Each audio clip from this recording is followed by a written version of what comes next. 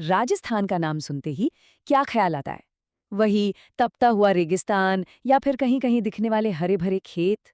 आज हम यही समझने वाले हैं कि कैसे यहाँ की जलवायु और मिट्टी, ये दोनों मिलकर इस राज्य को इतने अलग-अलग रंग देते हैं। तो चलिए इसी सवाल से शुरुआत करते हैं। मतलब एक तरफ तो तपता रेगिस्तान है और दूसरी ही तरफ लहलहाते हुए खेत। ये कॉन्ट्रास्ट क्यों है? इस पहेली को सुलझाने के लिए हमें एकदम इसकी जड़ तक जाना होगा। और इसकी जड़ क्या है? वो है यहाँ की जलवायु।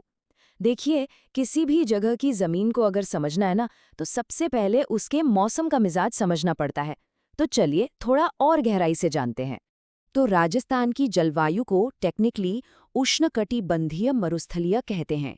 अब अगर आसान भाषा में समझें तो इसका मतलब बस इतना है, बहुत ज्यादा गर्मी और बारिश ना के बराबर।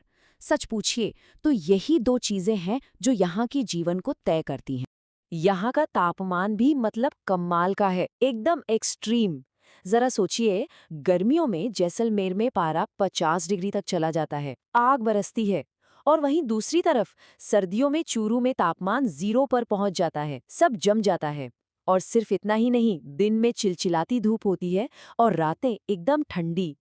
और जैसा हाल तापमान का है वैसा ही बारिश का भी है। मतलब जमीन आसमान का फर्क है। एक तरफ है पश्चिमी राजस्थान, जहां साल भर में मुश्किल से 100 मिलीमीटर बारिश होती है। सोचिए, बस 100। और वहीं दक्षिण पूर्वी राजस्थान में ये आंकड़ा 650 मिलीमीटर के भी पार चला जाता है। पता है इसका कारण क्या है? इसकी सबसे बड़ी वजह है अरावली की पहाड़ियां, जो मानसून की हवाओं को पश्चिम की तरफ जाने ही नहीं देती। तो इसी तापमान और बारिश के हिसाब से हम यहाँ की जलवायु को मोटे तौर पर 3 हिस्सों में देख सकते हैं। पश्चिमी हिस्सा, वो तो पूरी तरह से सूखा है, एकदम ड्राई। बीच का हिस्सा है अर्धशुष्क, मतलब सेमी एरिड। और जो दक्षिण पूर्वी इलाका है वो है उप आर्द्र, यानी वहाँ थोड़ी बहुत नमी मिल जाती है। चलिए अब आगे बढ़ते हैं। अब देखते हैं कि ये जो जलवायु है, ये यहाँ की मिट्टी को कैसे बनाती है, कैसे उसे आकार देती है। क्योंकि हर मिट्टी की ना अपनी एक अलग कहानी होती है, और वो कहानी सीधे सीधे वहाँ के मौसम से जुड़ी होती है। तो सबसे पहले बात करते हैं बलुई मिट्टी की। ये तो समझिए राजस्थान की पहचान ही है। इसकी सबसे बड़ी खासियत या कहें कमी ये है कि ये पानी को बिल्कुल नहीं रोक पाती। जैसे ही पानी डाला वो सीधा नीचे चला जाता है। ये मिट्टी ज्यादातर जैसलमेर, बाड़मेर और बीकानेर जैसे रेगिस्तानी इलाकों में मिलेगी। और जाहिर है इसी वजह से यहाँ बाजरा और ग्वार जैसी फसलें ही उग पाती हैं। मतलब वो फसलें जिन्हें पानी की जरूरत बहुत ही कम होती है। अब आते हैं बलुई मिट्टी से एकदम उल्टी काली मिट्टी पर। इसकी खासियत क्या है? ये पानी को बहुत अच्छी तरह पकड़ कर रखती है। इसकी वाटर होल्डिंग कैपेसिटी, मतलब पानी रोकने की क्षमता बहुत ज्यादा होती है। ये उपजाऊ मिट्टी मिलती है कोटा और झालावाड़ वाले हाड़ौती क्षेत्र में। और बस यही वजह है कि ये पूरा इलाका कपास और सोयाबीन जैसी कैश क्रॉप्स के लिए इतना फेमस है।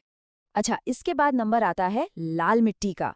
ये मिलेगी राज्य के दक्षिणी हिस्सों में, खास तौर पर अरावली के जो पहाड़ी इलाके हैं ना, वहाँ की ये पहचान है। जैसे उदयपुर और बांसवाड़ा के इलाके हो गए, वहाँ ये मिट्टी खूब मिलती है और ये मक्का और ज्वार की खेती के लिए एकदम परफेक्ट मानी जाती है। अब बात करते हैं सबसे ज्यादा उपजाऊ मिट्टी की, मतलब जलोढ़ मिट्टी की।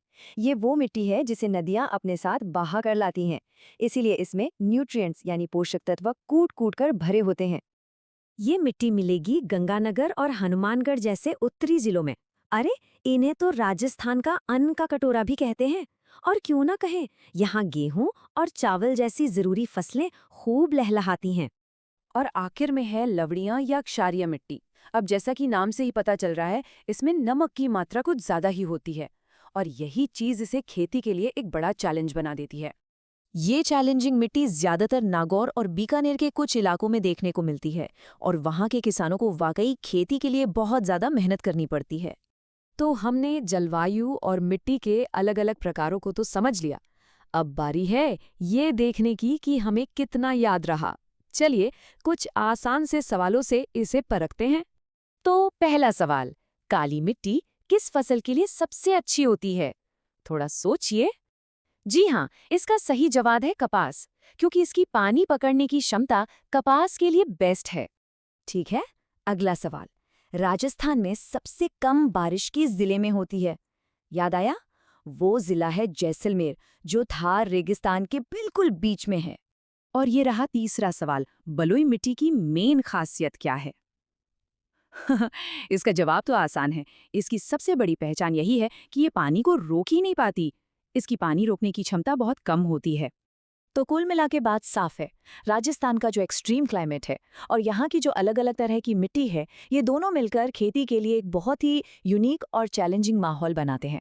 एक ऐसा माहौल जहाँ हर इलाके की अपनी खासियत है, तो अपनी कुछ मुश्किलें भी हैं। और आखिर में एक बड़ा सवाल छोड़ जाते हैं। जिस तरह से क्लाइमेट चेंज हो रहा है, मौसम बदल रहा है, क्या लगता है राजस्थान की खेती का ये जो रूप हम आज देखते हैं, क्या ये हमेशा ऐसा ही रहेगा? ये एक ऐसा सवाल है जिसका जवाब शायद हमें आने वाले वक्त में ही मिलेगा।